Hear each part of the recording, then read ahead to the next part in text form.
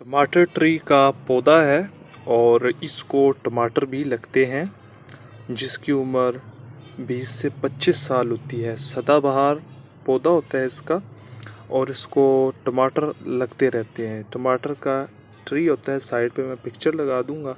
इसका मैंने सीड लगाया था अल्हम्दुलिल्लाह। अब हमारे जो पौधा है वो पनीरी बन चुकी है। इसको हम इंशाल्लाह बड़े ग्रो बैग में शिफ्ट करेंगे और फिर हम इसके मज़े मज़े के टमाटर खाएंगे।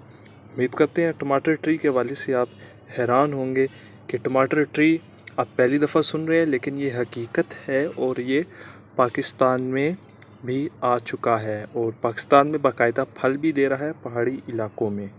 तो ये छोटी सी वीडियो थी आप सब दोस्तों को दिखाने के लिए कि टमाटर ट्री का इस पे मैंने शॉर्ट भी बनाई थी। अब हम अल्हम्दुलिल्लाह हमारा पौधा भी निकल आया है और देखें टमाटर भी इंशाल्लाह इसको लगेंगे बड़ी स्पेस में।